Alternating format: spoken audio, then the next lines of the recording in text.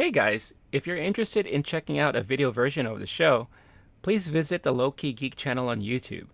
There you can not only catch the video version of the podcast, but you can also check out my other projects and short form video that I produce. You can find a link in the description. Otherwise, sit back, relax, and enjoy the show. What's up, everybody? I am back, and guess what?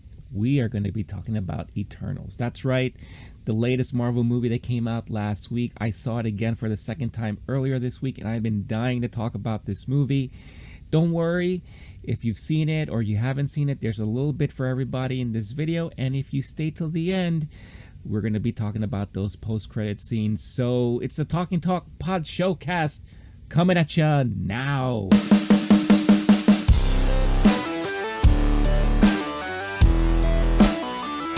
What's going on, everybody? Thank you for tuning in. For those of you who are returning to the channel, welcome back. If you are new to this channel and you're seeing me for the first time, hello there. I am Renee, your host here. It's a Talking Talk Podshowcast, your unofficial weekly pop culture podcast where we talk about the latest in news. The latest in news, yes, the latest news in movies, streaming, collectibles, what have you, and I put my little spin on things. So again, thank you for tuning in, and if you like what you see and you enjoy my little discussions that I have and what have you, check out the other videos I have on this channel, or simply hit that like and subscribe if you haven't done so already. New videos go up every week. They are movie reviews, recaps, little things I find along the way. You will see on the channel recently, I had a chance to visit the Stranger Things store here in NYC that opened up. So I did a little walkthrough video for you guys to enjoy there. So if you feel like you want to check it out, do so on the channel. For you audio listeners, again, I appreciate all of you people listening on your podcast platform of choice. You can find the LOWKEY GEEK channel on platforms like iTunes, Spotify, Google Podcasts, and wherever podcasts are listened to and heard and downloaded. So make sure you check it out there as well. So like I mentioned at the top, we are going to be talking about Eternals here. Now, everyone should really pay close attention to the next couple of things I'm going to mention before I get into stuff. Like I said, there's a little bit for everything. There's a little bit for everything and a little bit for everybody. There's a little bit for everyone in this video, if you've seen it or if you haven't seen it. First, I'm going to go on with my review of the movie, my thoughts and all that, spoiler free.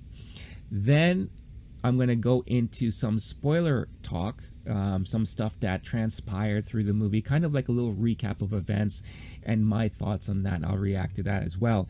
And the third part of this video will be talking about all the post-credit scene goodness. So if you've made it this far without being spoiled and you haven't seen the movie yet, then I will, time it, and I'll let you know once we get into the spoiler territory and all that.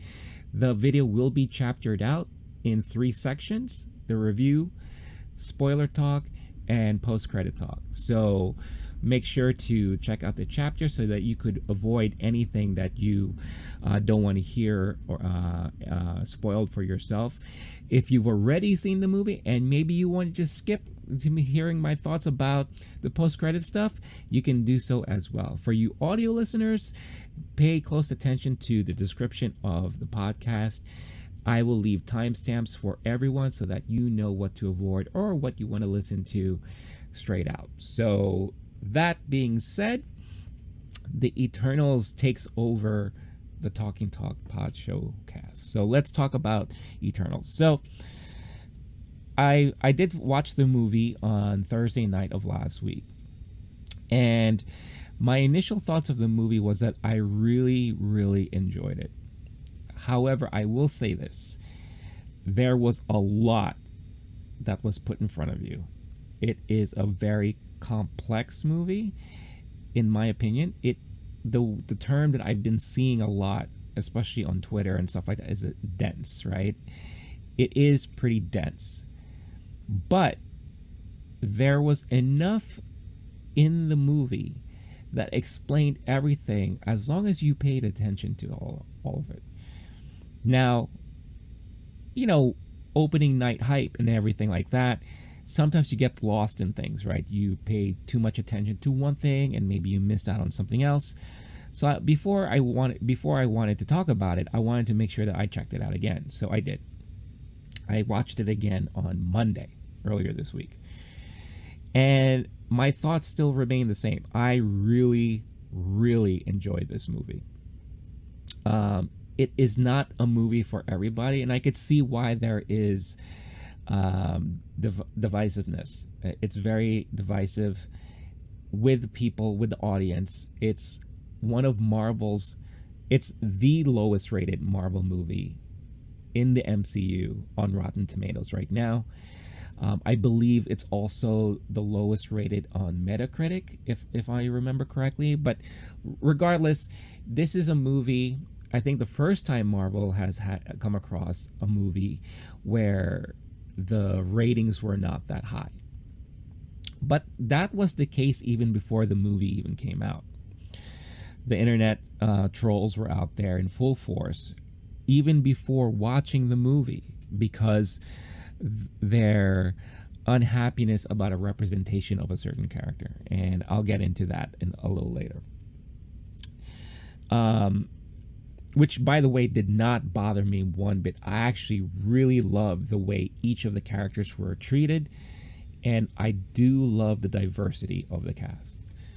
But the reason why I believe this Marvel movie is very different and it creates this divide amongst movie-going audiences is because it is not your typical superhero type of movie that we've seen from Marvel.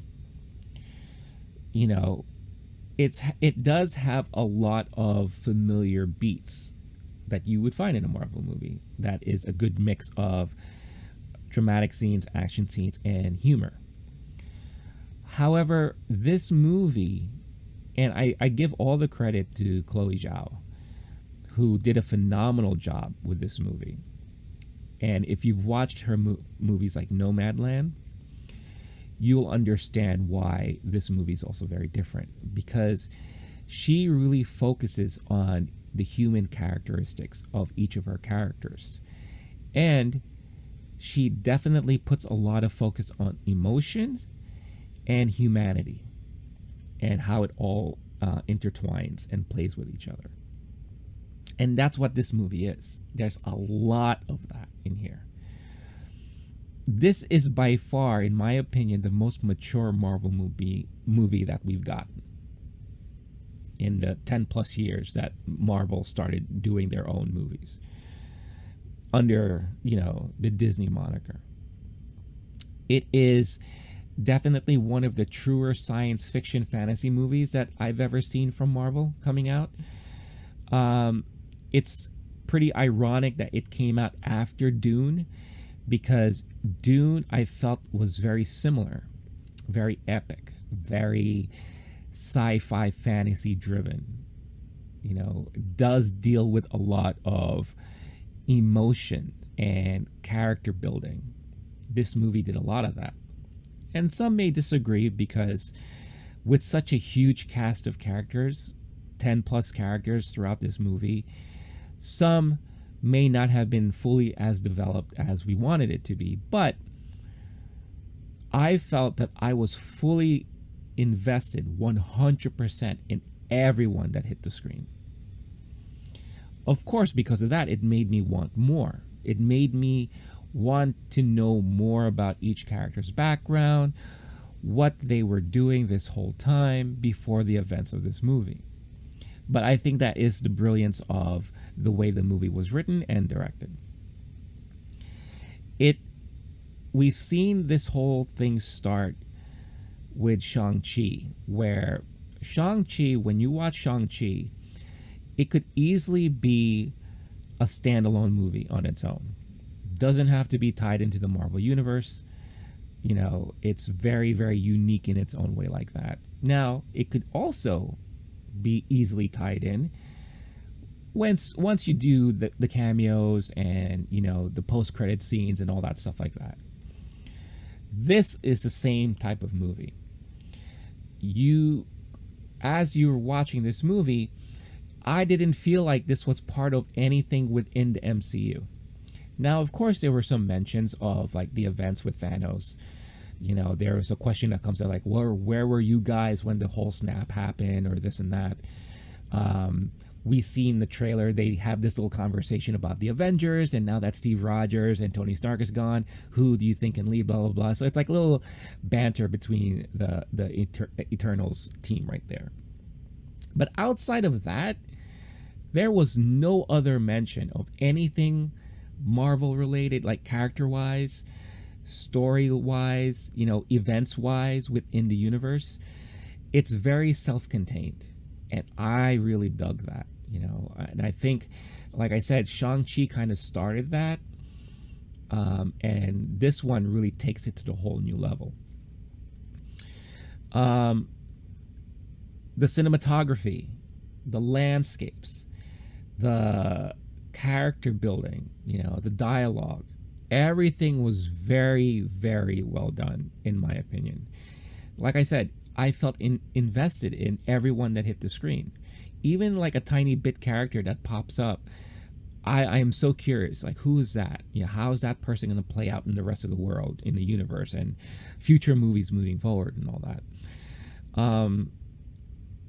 The movie clocked in probably like around, what, 240, right? But for me personally, I never felt it was that long. For me, the pacing was done really well. I didn't feel bored at all one bit. Again, I saw it for a second time, knowing what to expect. And I felt the time flew by just like that. It didn't really, you know, feel like a long movie for me. You know, and a lot of people are always said like, oh, you know, Infinity War, Endgame, all that stuff, like that's a perfect 3-hour movie or what have you. You know, but there are bits of that movie sometimes where I felt like, you know, you could have done a little bit without this, or they kept prolonging certain things. Here, it wasn't even clocking at the 3-hour mark, but I felt like they could have easily done that. Right? I felt every usage of the characters on screen, everything that was explained throughout the movie, every event that unfolded, the action scenes, it was just evenly paced out to the point where, like I said, I never felt that there was never a dull moment at all. Another thing is that everything that we have been getting prepped for as far as the MCU goes, the events that happen in WandaVision, the events that happen in Falcon and the Winter Soldier, the events that unfolded in Loki, none of that played any role in this storyline. None whatsoever. So there was no mention of the multiverse. There was no, you know, events that kind of, you know, popped up that was like unexplainable and all that. It was, like I said, a self-contained story within this movie, focusing just on the Eternals and the tasks they have at hand, while explaining why they're here, what their purpose is, and how things transpired and ends up, right? So, in my opinion, especially with how the movie ended and what was revealed in the post-credit scenes, which I will get into later on. Again, this is the non-spoiler portion of the video and the podcast. This is more of a prep for phase 5 and moving forward. Not so much of phase 4 that we're currently in right now. I do strongly feel like phase 4 is going to be solely focused on a lot of the multiverse stuff. Obviously, I'm sure we're going to get a lot of introductions to new characters. And maybe we'll get that 100% reveal of who the main villain is going to be for this phase 4, or for multiple phases down the line. I felt like we already got a hint of that in Loki, if you watch the Loki series on Disney Plus. And the possibility of reforming a new Avengers team, because I do feel like we're getting that a little bit, right? Where we're getting hints of like these new characters. You know, obviously we have a new Captain America now. So we're going to get a new team that we are not used to, you know, for the last a decade of movies, right? So I did think that was very interesting. The score was fantastic. It was composed by Roman Djawadi, who, if you are a fan of Game of Thrones and Westworld on HBO, he did the music and soundtrack for those TV series. It's funny how this movie really has like a deep Game of Thrones connection. You know, you have Richard Madden and Kit Harington in the same movie, and if you are familiar with Game of Thrones, you know that they are the Stark brothers, you know, Jon Snow and the other Stark brother there. So it is very interesting, and now you have Roman who's doing the soundtrack, so it is very interesting how there's like a very heavily Game of Thrones influence, because there were moments in this movie too where I did feel like it was kind of Game of Thrones-ish. Like, again, it's more about the epicness, the fantasy portion of the movie, that really made all that tied together. And that's another reason why I mentioned Dune and all that, right? This was one of the first movies where I knew nothing really about the characters in it.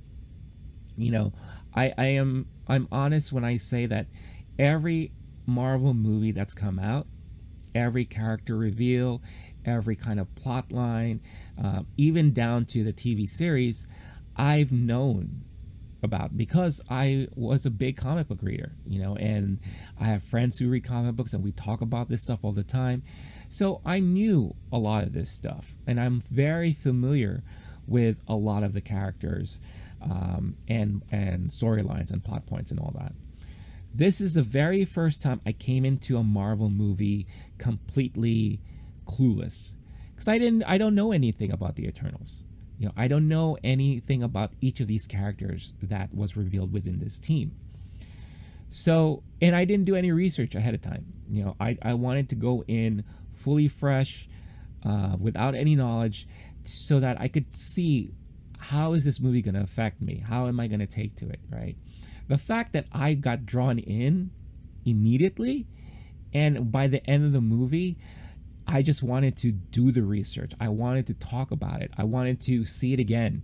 I want to see more of these characters. That's why it's really interesting this past week that Chloe Zhao was mentioned, saying that they might be looking into doing a prequel series on Disney Plus, an episodic prequel series that goes into each of the characters' backstories and all that, which I think will be brilliant.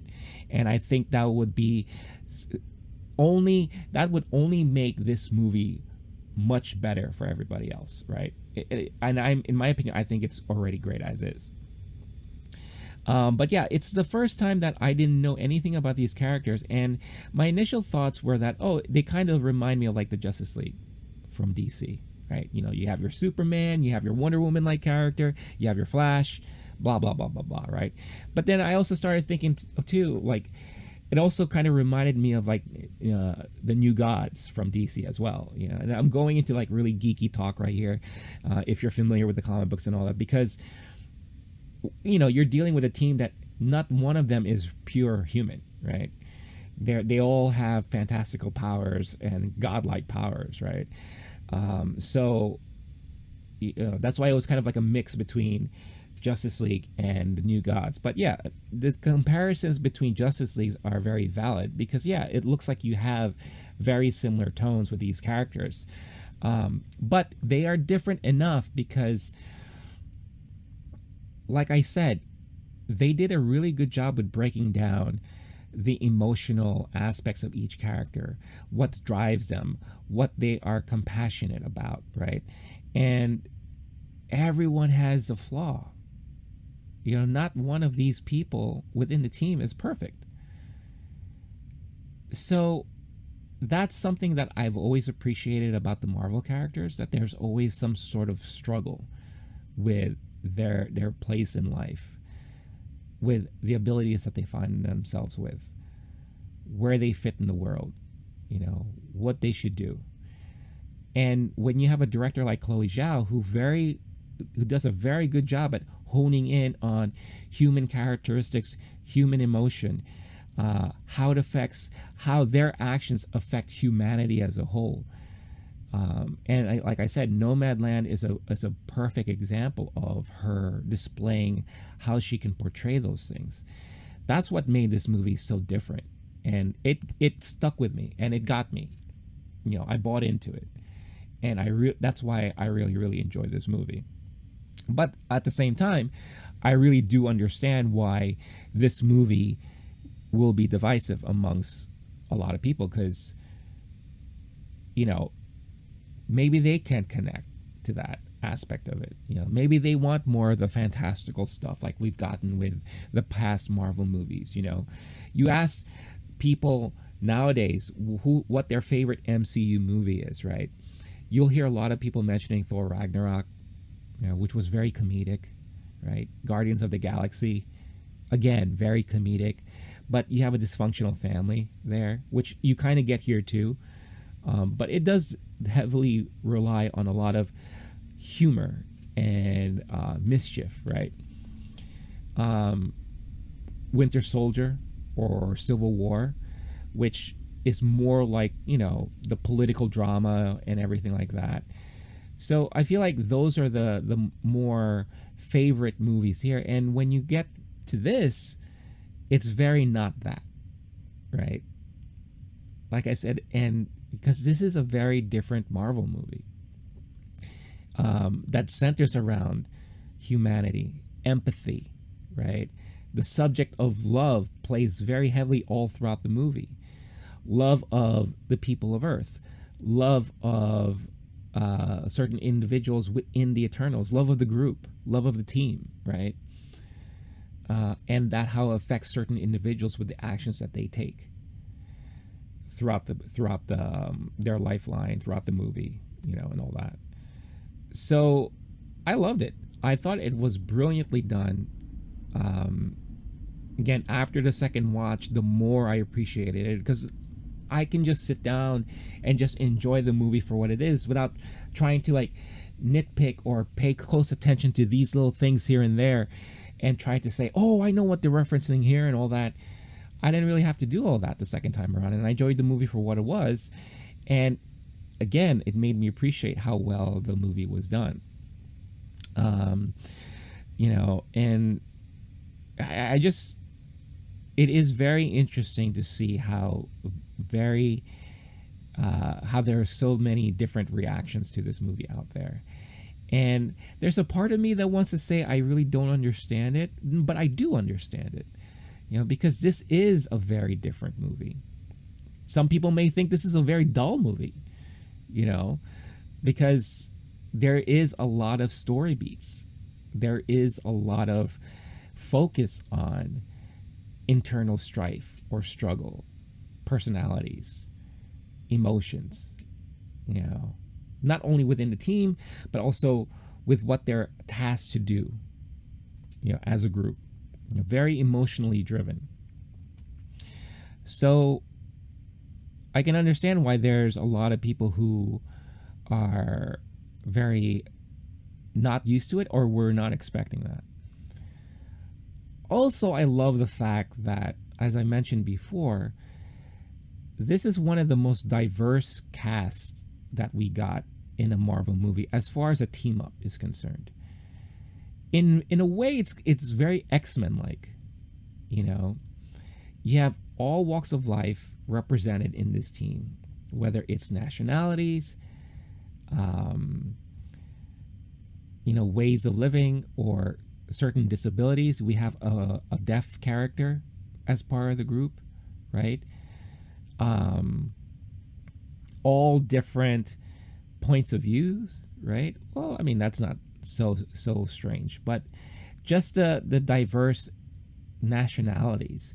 But it's diverse to us who's watching them on screen.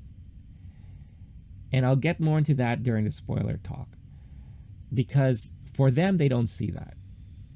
For them, they are just Eternals brought to Earth to do a certain task, right?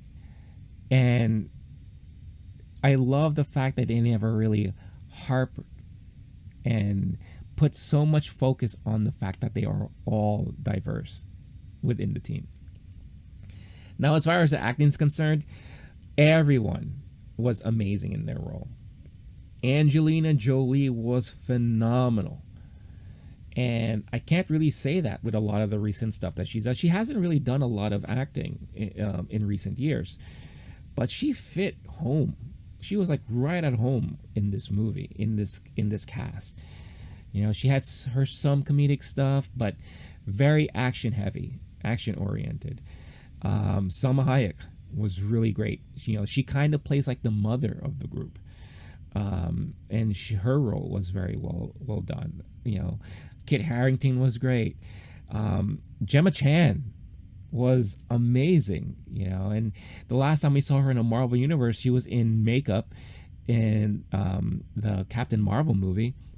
You know, so I felt like we didn't really get to see much of her shine, and she was, you know, a side character, but getting a chance to really see her fully act out in front of the screen in this type of movie, I really appreciated that, and she did an amazing job. Richard Madden was great. Kumail Nanjiani was hilarious. He was definitely the comedy relief of the movie. Him and his friend slash valet Harish Patel, who plays Karun. And you kind of see some of this in the trailers and all that.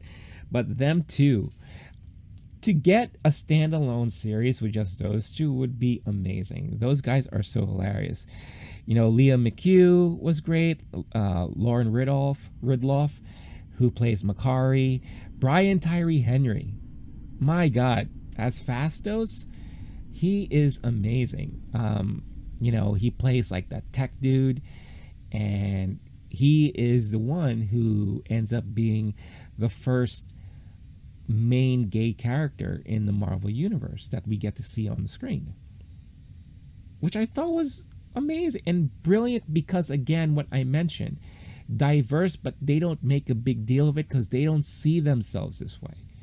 And I'll get more into that in the spoiler section. And Barry Keoghan, I don't know if I'm pronouncing his name right, as Druig. In the trailers, I didn't think Druig was going to be a character that I would like appreciate at all.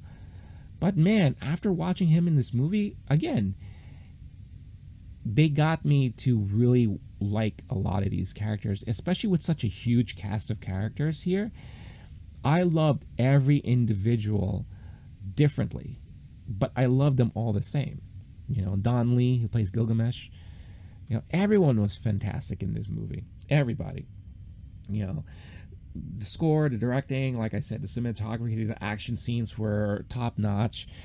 The third act alone was very well done. And I feel like you get a lot of sense of the epicness of the movie in the third act, as well as the first act too, as you kind of see the Eternals coming to Earth and all that stuff. And again, you see some of that in the trailer, but yeah, I mean, this was a movie that really hit me. I'm trying to look through my notes because, okay, peek behind the curtain here. It took me days to write out my notes for this movie because like there's a lot to unpack, and my notes ended up being 3 pages long because that's how much was, you know, thrown at you in this movie. And that's why I can understand why maybe it threw some of the audience off, because you know, there was so much going on. It was so heavy as far as content, backstories, characters. That's why dense was used a lot, you know, and I get it. You know, I totally get it. Plus, these are characters no one is familiar with. The last time we got this was with Guardians of the Galaxy, and, you know, they hit it out of the park because, again, because of the comedic parts of the movie, the humor, the chemistry behind each of the individuals within the Guardians of the Galaxy team was really well done. You know, James Gunn did a brilliant job with the writing and directing. So, of course, that, you know, turned out to be great. Same thing happened with Suicide Squad when he put that out. But this is the first time that in my opinion, you are thrown into this world with all of these characters that nobody knows anything about, not even through the cartoons or anything. Because at least, with Iron Man, Ant-Man, if you were a fan of Marvel, period, or superhero and comic book related properties, period, you at least at one point in your life watched a cartoon, and these characters were revealed in cartoons, right? I'm sure, if you're like me, you've read the comics, so obviously right? So at least people have heard the names. May not know everything or the details or anything like that, but they've heard the names, right? Or they've heard mention, or they heard someone talk about it. No one ever talks about the Eternals. The Celestials? I mean, we heard about the Celestials in Guardians of the Galaxy, but we don't know anything about that. Like I mentioned, I didn't know anything about it because it was just a part of the Marvel universe that I didn't really pay attention to. So that's why I feel like as we move forward into phase 4, but more so within phase 5 and 6, Marvel is entrusting the audience to stick with them. Let us tell the story. We'll explain everything as we go along, but stick with it. Pay attention. Learn these characters, because everyone's going to play a role moving forward. And before you know it, they're going to be just as huge as the Avengers were, just as huge as the Guardians of the Galaxy. That's my opinion. Again, that's just my opinion. But what's more important is what your opinion is. So definitely let me know what you think about the movie in the comments. If you've seen it already, if you have not, are you still planning to watch this movie? Are you somewhat interested? Did everything I say maybe change your mind? I want to know if you don't agree with anything I've said, if you've seen the movie. If you are one of those people that don't like the movie at all for whatever reason, I would love to know why. And I'm not going to say you're wrong. That's the brilliance of movies, right? It's very subjective. And I want to know, what was it that threw you off? And let's have a discussion about it, because for me, it was just a very, very well done movie. Let me just, before we move on, I just want to make sure I mention everything here in my notes. Again, it's like I said, there's a lot to talk about, but it looks like, I pretty much covered everything that I really, really wanted to mention here. Again, I can't speak enough about Chloe Zhao, and how watching this movie, you really felt like she was given her own full reign on directing this movie. It's for someone like her, who is more of like an independent director, indie director. She's only had 2 other movies under her belt: The Writer and Nomadland. Now, Nomadland obviously put her on the map last year. And with the Oscars and all that, she got all, recognition and all that. But the fact that Marvel casted her to direct this movie even before all that happened, they saw something in her immediately. And I think it paid off. I think it really, really paid off. The fact that she was able to do an epic movie like this with a storyline that's very complicated, with a huge cast of characters, and for someone like me, made it fully sing perfectly, get the interest, invest in it all, want to see more, then she did a great job, in my opinion. And I felt attached. I felt attached to a lot of the characters in this movie, and I really, really want to see more. I really want to see where a lot of these storylines go. I want to see if they do end up doing that Disney Plus series, the prequel series. I do want to learn more within that series, because I think there is a lot to learn more, for sure. So, yeah, Yeah, so that's okay. So that's my spoiler free review. So, right now, we're going to be heading into more spoiler discussions as I recap some of the things within the movie here. So, if you have not seen this movie and you want to save yourself from all the spoiler talk, then the next two chapters are definitely not going to be for you.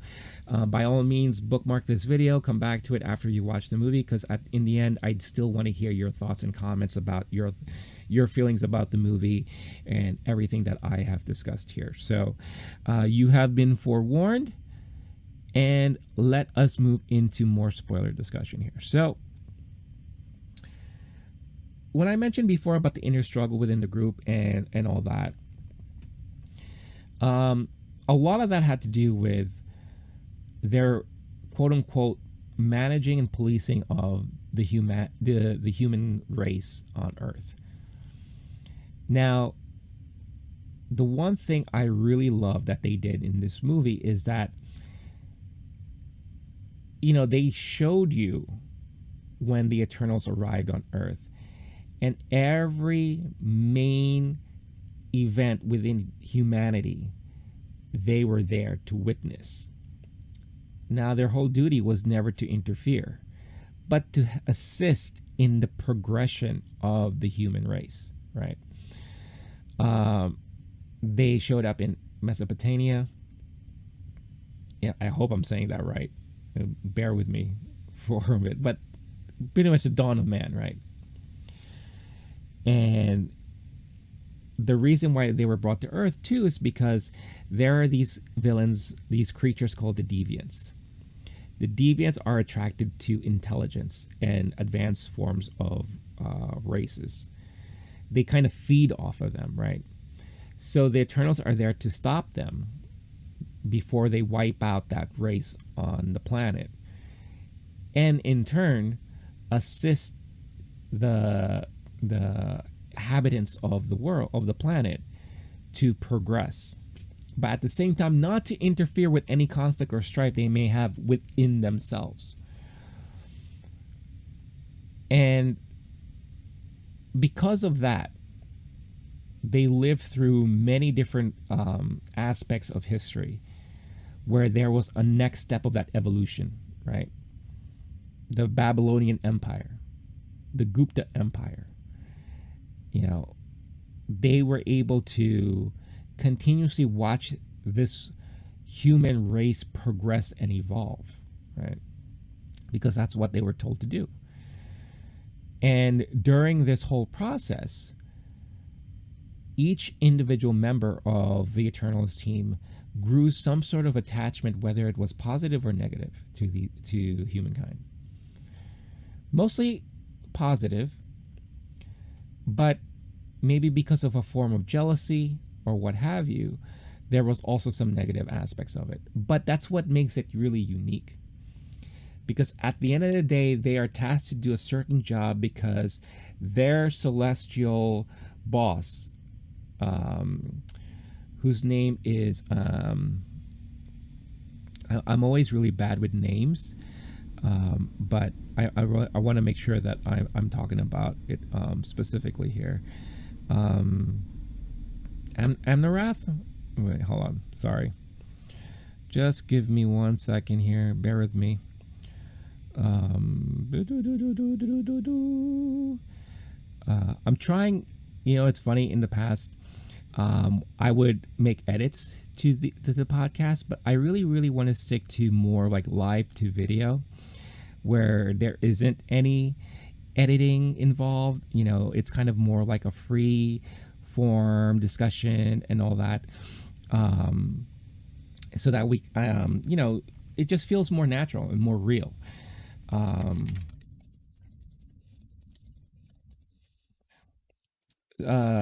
So Arisham, thank you Google for letting me know. Arisham the judge. So Arisham, there is their celestial that they report to, right? And no, I'm not talking to you, Google phone. He tasked them to go to this planet and to make sure that the deviants are taken care of, because they never know how many of the deviants are on the planet.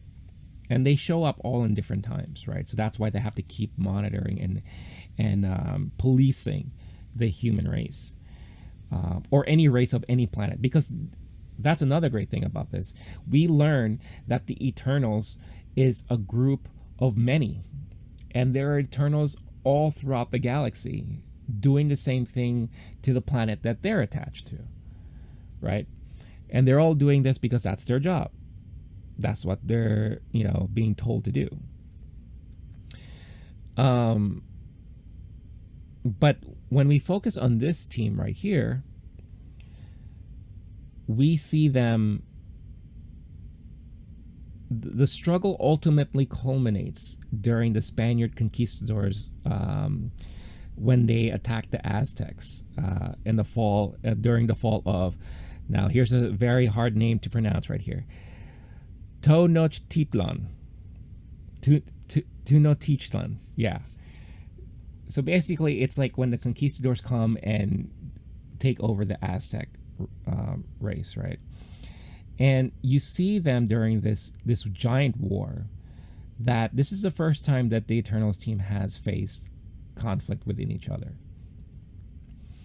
Because it's mentioned multiple times that because of what they've seen the race do and how they've evolved, they've grew fond attachment to everybody, and they have the power and strength to stop all of this conflict from happening and let everyone just live a life of love and peace. And they are going to help them, show them how to do this. But the main purpose why they cannot do that is because these conflicts, even though they are horrible to witness and could be one of the downsides of these events of the human race as the years go on, they learn from it and they eventually evolve from that to become smarter and stronger moving forward, right? It's evolution, right? But certain members don't feel that way anymore, and they're already living their lives like thousands of years of seeing this happen over and over and over again, and it's taking a toll on their minds. So it is very interesting to see that struggle, because you never really get to see that.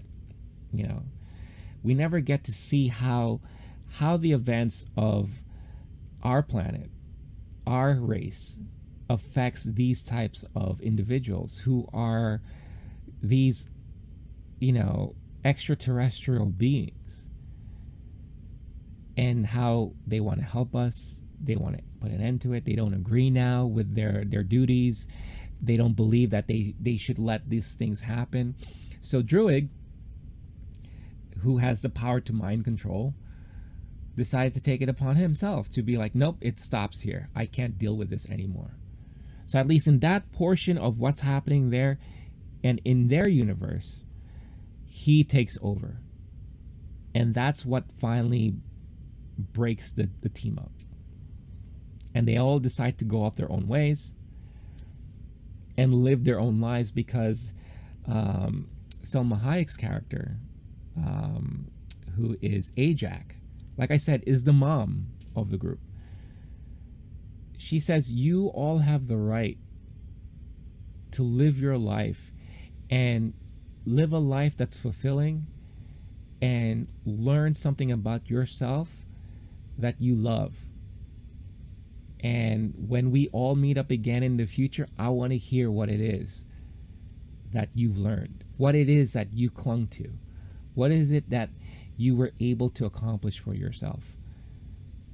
And it goes right back to what I said. It goes back to like the humanity, the purpose of a being, which is something, again, you don't really see in these movies, really.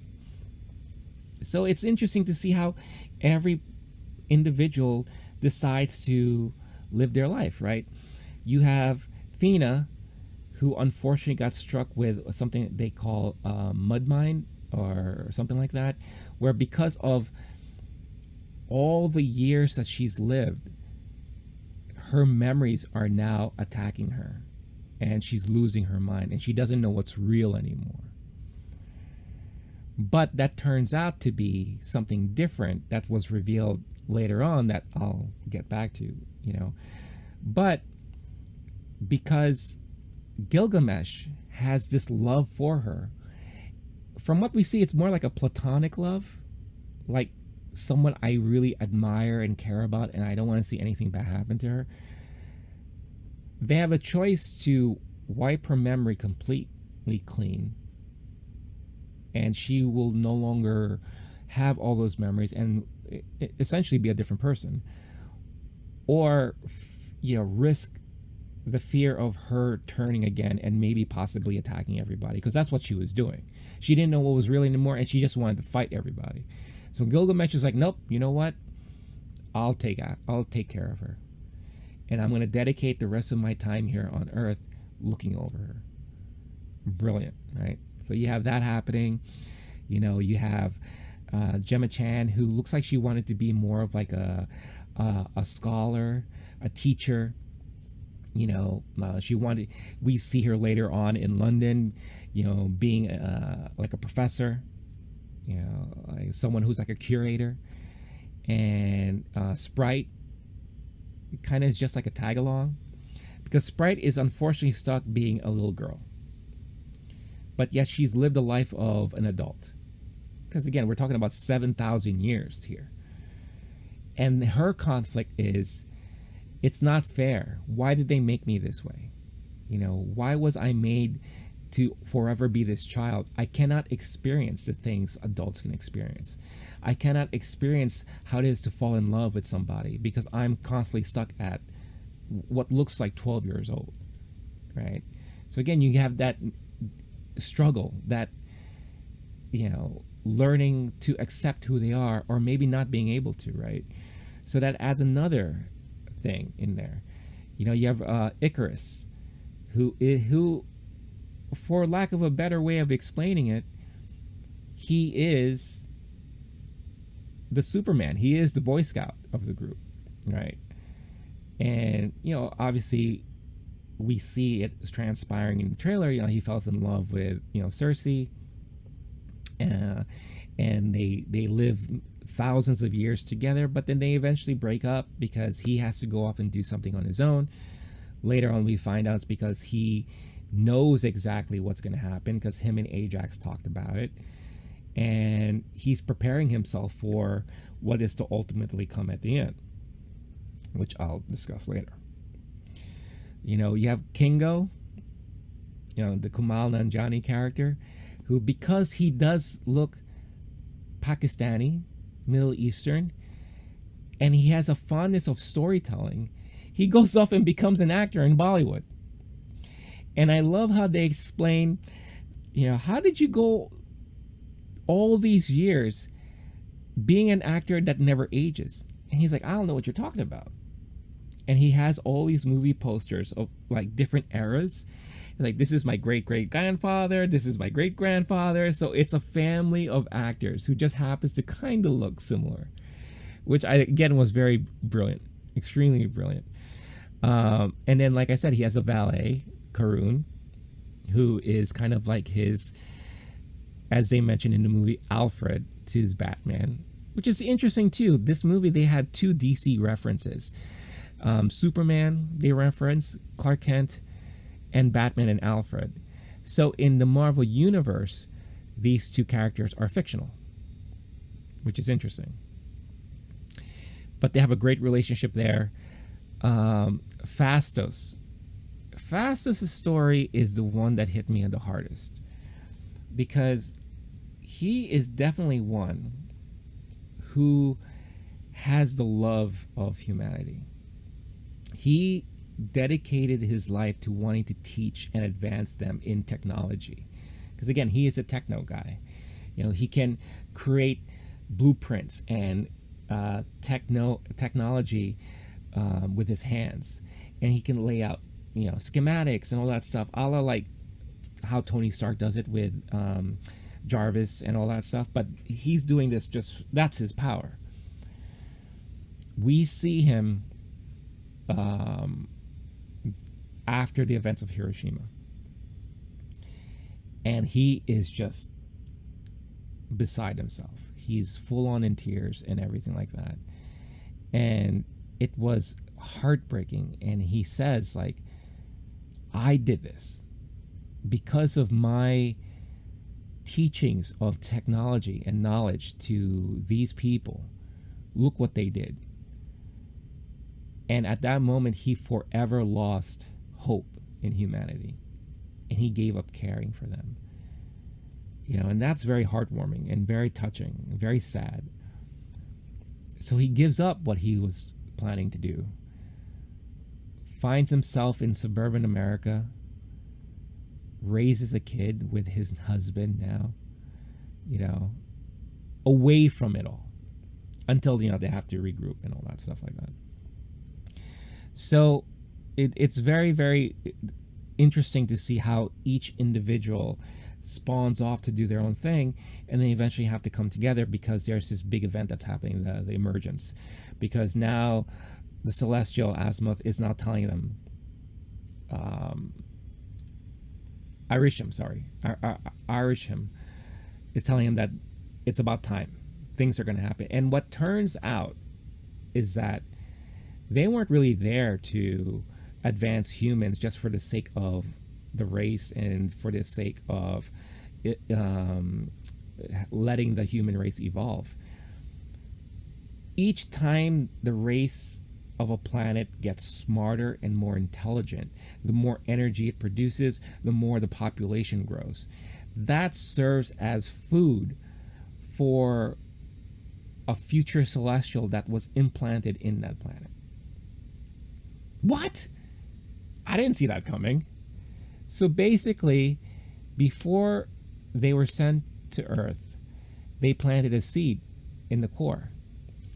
And they were basically babysitting it and feeding it by advancing the race and growing the population so that eventually it will have enough strength and grow so that, like an egg, can burst out, and here we have a new celestial.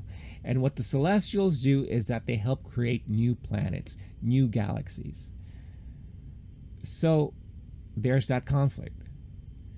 You risk a population of, you know, millions and billions of people on this planet for one celestial, but for that celestial to create new worlds, right?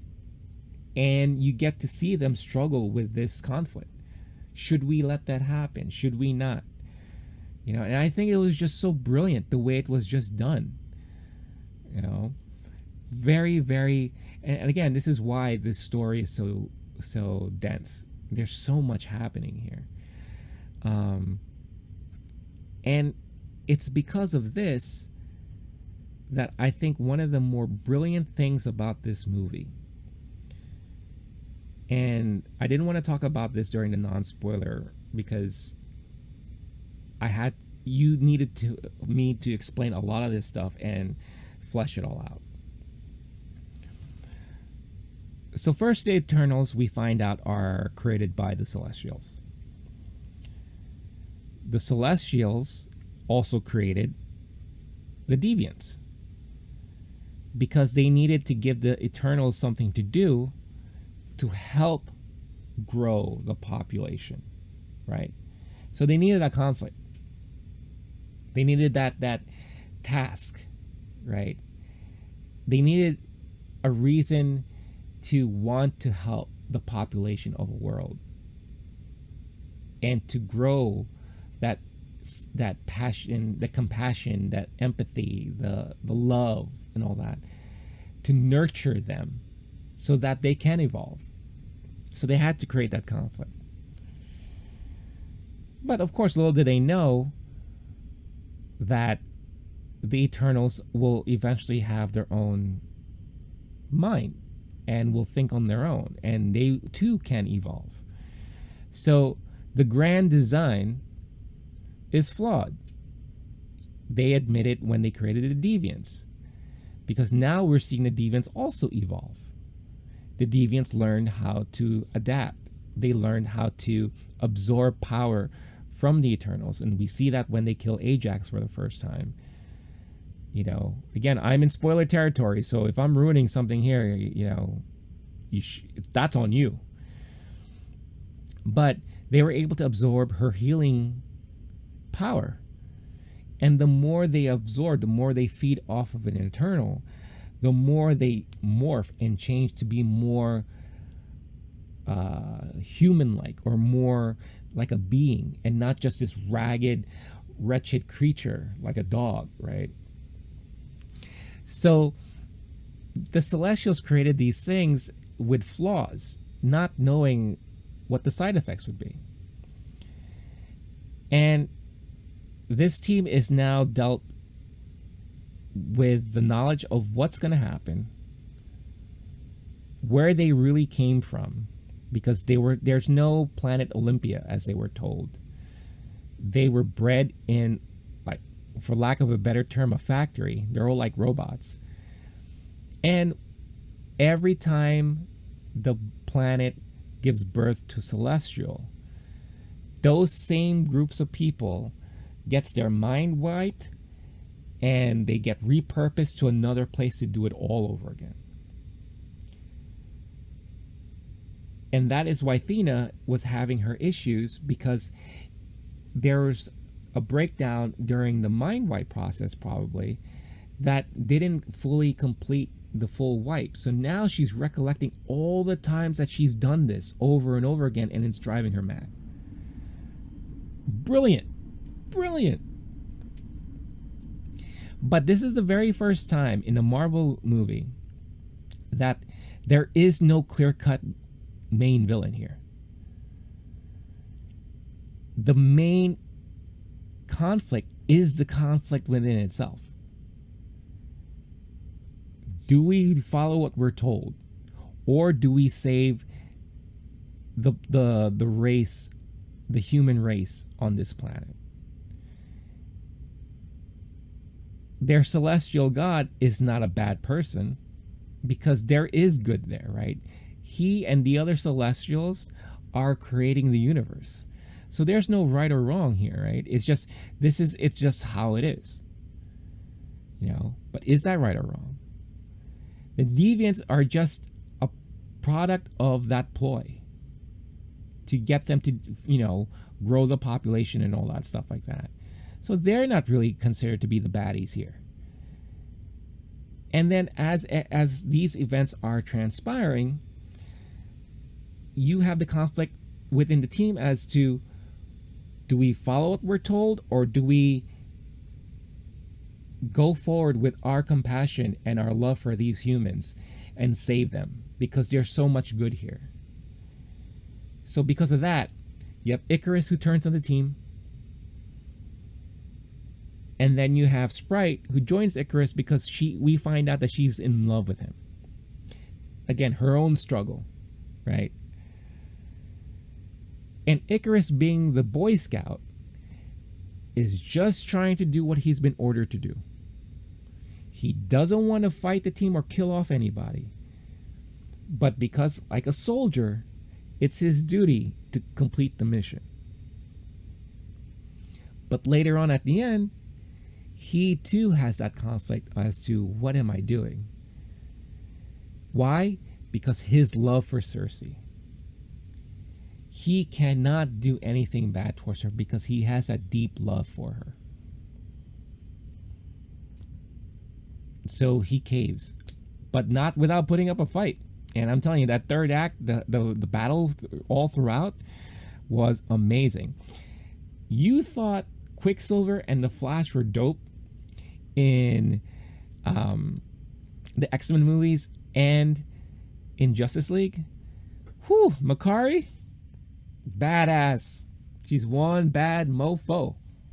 And that's how you do a speedster. Probably the best speedster we saw on the big screen. Plus, her and Druig also have kind of like this sexual tension going on there, which I found very, very adorable and very cute.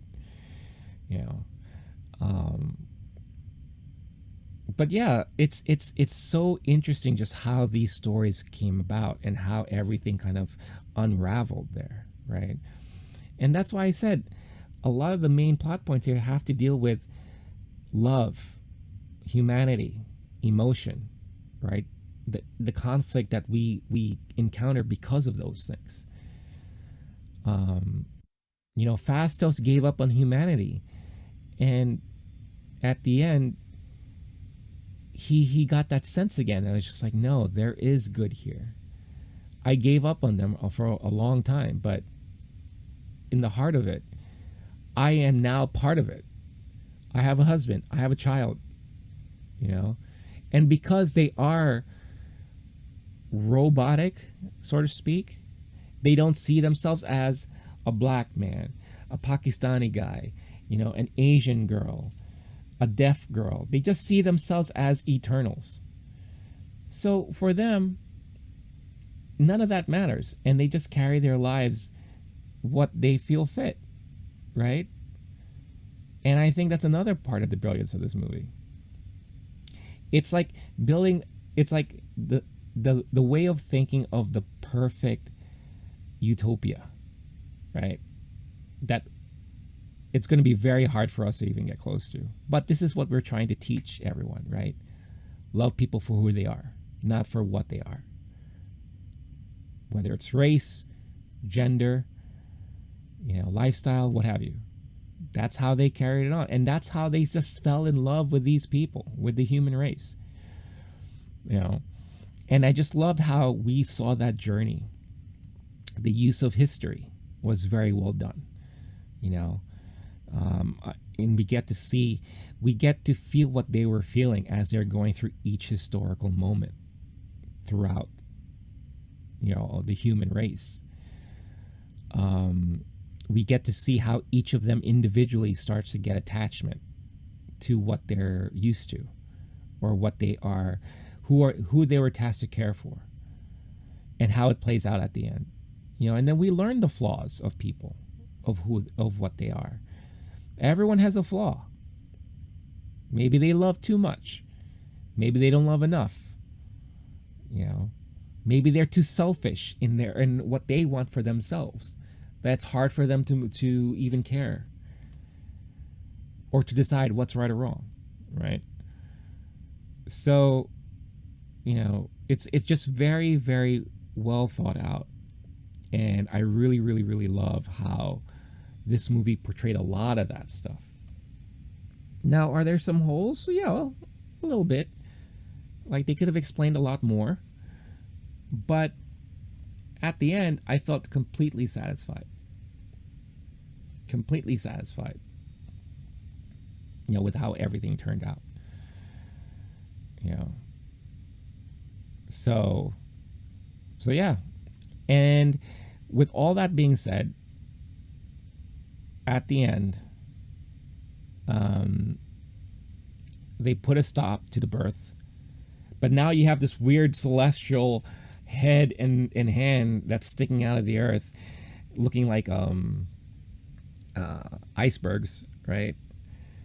And of course, everyone's wondering, like, where the hell did this thing come from? But at the end, another thing that they did was that now they have the team split up again. You have some members of the Eternals who decide to go off and try to locate the other groups of Eternals to explain to them what they did and how you don't have to be so attached to what your duty is. If you have the compassion for the planet and you have a compassion for the race that's inhabiting it, then you have every right to fight for that. Now, I don't know how that's going to affect the other Celestials and the creation of the galaxies and all that stuff, but for them, this is what they feel like their duty is now, so they go off. And then you have some of the other people who are left behind. Cersei grants the power to Sprite to finally become more of a human, so now she could actually grow up, get old, but now she'll be able to experience everything that she's been dying to experience in the last 7,000 years. So that's an interesting turn for that character. But you have Arishem, who makes himself known.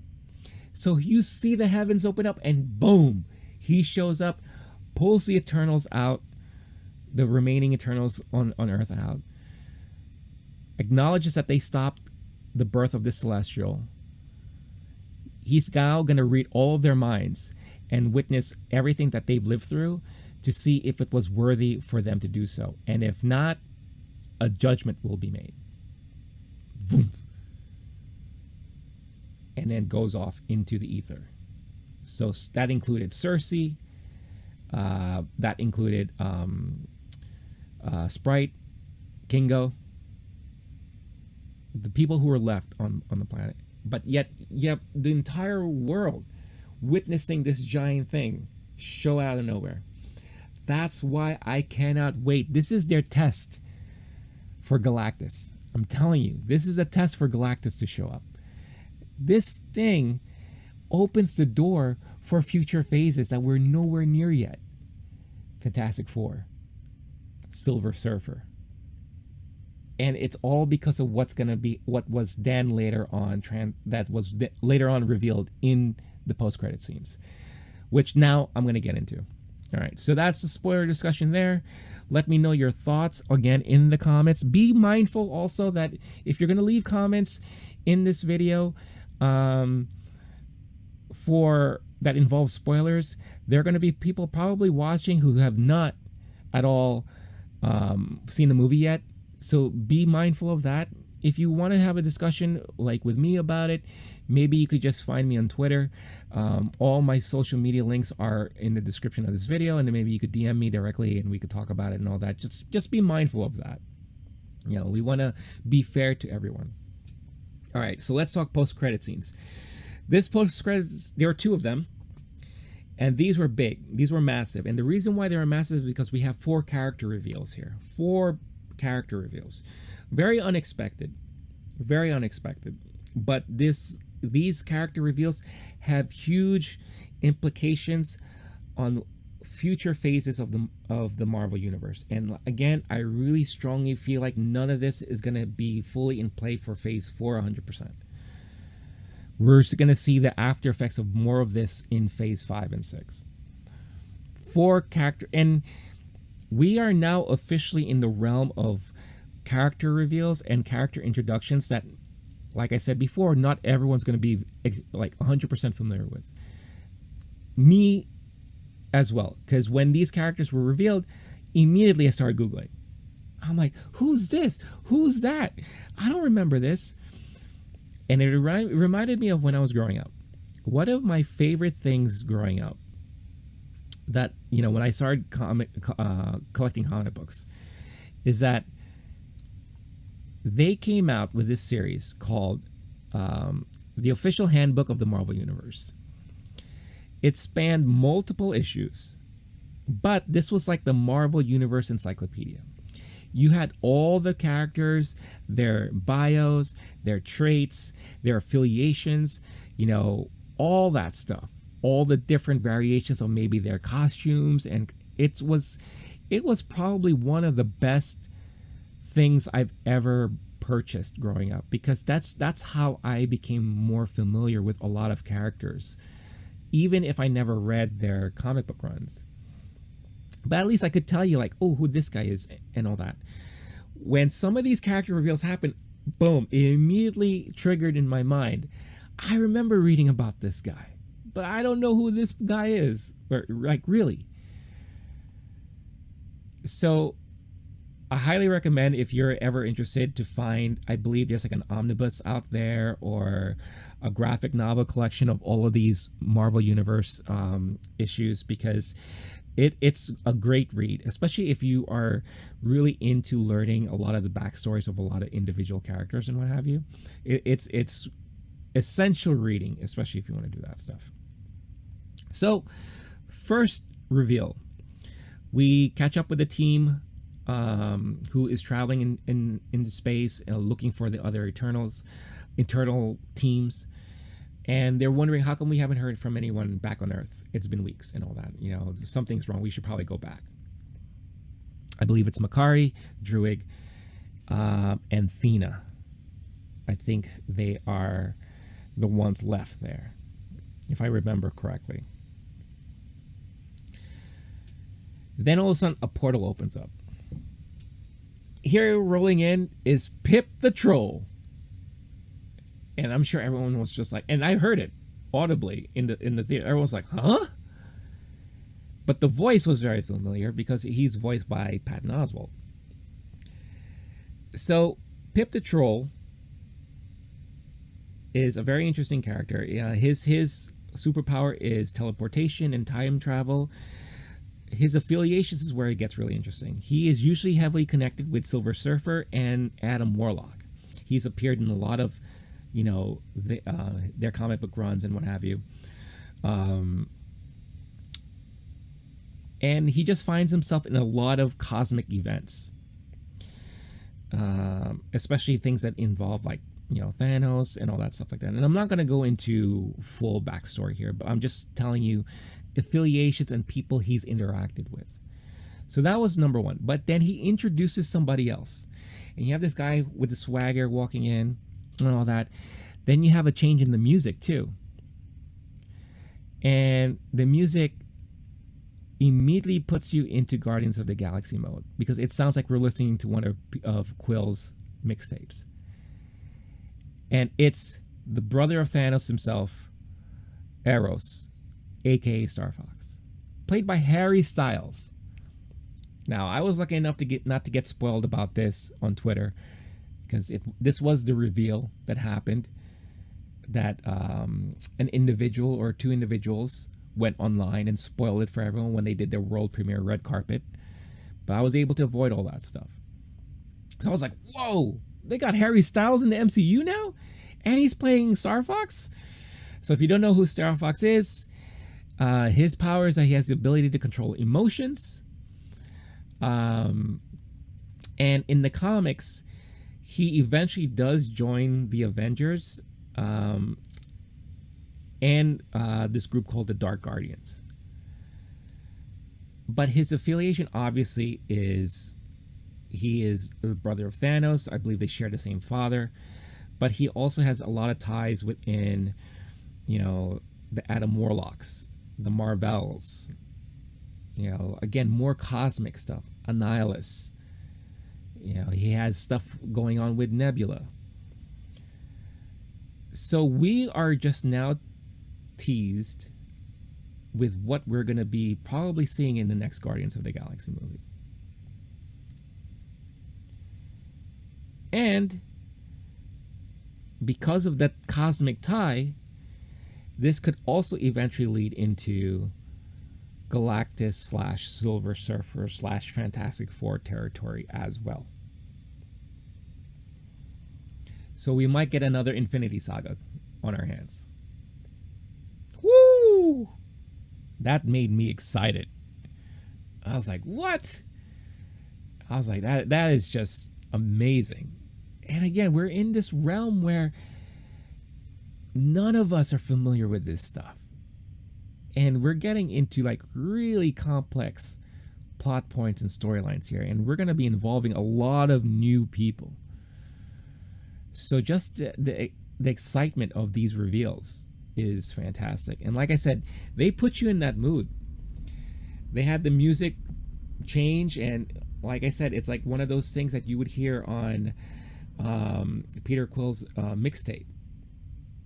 And he's there, he shows up and he's like, I got some stories to tell you guys and I got some things to share. Fade out. So we do know that this is going to be something moving forward, and I do feel like this is going to play heavily into Guardians of the Galaxy. Now, post-credit scene 2. We get caught up with Kit Harington's character, who we know as Dane, but it was revealed that his full name is Dane Whitman. That should already trigger something. If you are familiar with the comics, it should already trigger something for you. He was trying to reveal to Cersei before she gets sucked into the universe by the Celestial there at the end of the movie. He was trying to explain that my family history is kind of dark. And I don't want to lie, because I love you too. Again, love. Love is all you need. And we see him in this office with a box, and he opens it up, and it's a blade, and it's the ebony blade. Now, in the movie, again, if you're paying attention, the ebony blade was mentioned in the movie already. Athena was playing with a sword, and Sprite is like, what is that, the ebony blade? And like, no, it's Excalibur. Because Makari is like a collector. She loves collecting things. So she happened to collect the real Excalibur sword. Because, again, through history, right? So it's the ebony blade. He mouths off the magic words, and he's about to touch it, and then we hear a voice. And it's like, are you sure you're ready for that, Mr. Whitman? Or something like that. The voice itself is Mahershala Ali. So that's Blade. So that was already our first unofficial Blade appearance in the Marvel Universe. Whew! Now, I didn't catch that the first time. I couldn't figure out who that voice was. Then I heard, and I read online that it was Mahershala. Then when I watched it the second time, I recognized it. I was like, oh yeah, that is him. Wow. But Dane Whitman and the Ebony Blade. So Dane Whitman eventually becomes the Black Knight in the Marvel Comics. And the Ebony Blade is a blade that was forged by Merlin back in the old days from a meteorite. So the Black Knight is kind of one of those like traveling characters, so to speak, a journeyman of sorts. You know, he shows up in different comic books and different teams, but he does heavily appear in Avengers comic books, so he does eventually become an Avenger as well, or associate with the Avengers. He's also very well associated with the Defenders, and also very associated with Heroes for Hire. So that's where the Blade connection comes in. Him and Blade, they have a lot of connections throughout the comic books. He also has ties with Fantastic Four and Baron Zemo. Baron Zemo. We know he's still around, right? And it was confirmed this past week that the timeline of the Eternals is the same timeline as what we've seen in Captain America and the Winter Soldier. So, this could eventually tie into the next Captain America movie, or the Blade movie, or something. Or this could just be a running connection through the movies moving forward, right? And that is extremely exciting. Now, the Black Knight has no real special powers, but of course he has a sword. So, because of that sword, that's pretty much where he gets the majority of his powers from.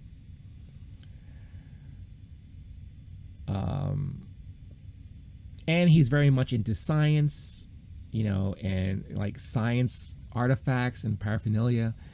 So it will be really interesting to see what kind of role he's going to play in the Marvel Universe moving forward. But he could just be that teammate with Blade. Because, you know, Blade, we know that, especially if you read the comic books, he dabbles a lot with the supernatural, right? It's not just vampires. It's like supernatural phenomenon, all that stuff like that, research. The true character of Blade, not just like the Wesley Snipes movies that we saw. So that could be the team up moving forward right there. And that in itself is very, very exciting. So yeah. So big reveals there. And again, multiple possibilities as far as where they're going to go with a lot of these character reveals. You know, at the end of the credits of the movie, they did have a blurb that says the Eternals will return. So we know that we're gonna be seeing them again in the future. We're not sure how long, but I would love to see if Chloe Zhao could come back and direct another Eternals type movie, or if she wants to be involved and direct the series on Disney Plus. Because now the rumors is that she's going to be possibly working with Kevin Feige to direct his Star Wars movie that he's working on, which a Chloe Zhao Star Wars movie that's based off of human characterizations, emotions, and all that. humanity, that's going to be huge. I would love to see that. But yeah, that's about it. That is my Eternals talk for this episode. I hope you guys enjoyed it. I hope maybe you've learned something, or again, if there's anything that you just disagree with, I'd love to hear it. And there's nothing wrong with that.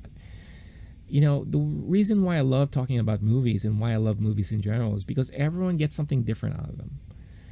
There's no right or wrong. It's just art, and we all interpret art differently. And I love having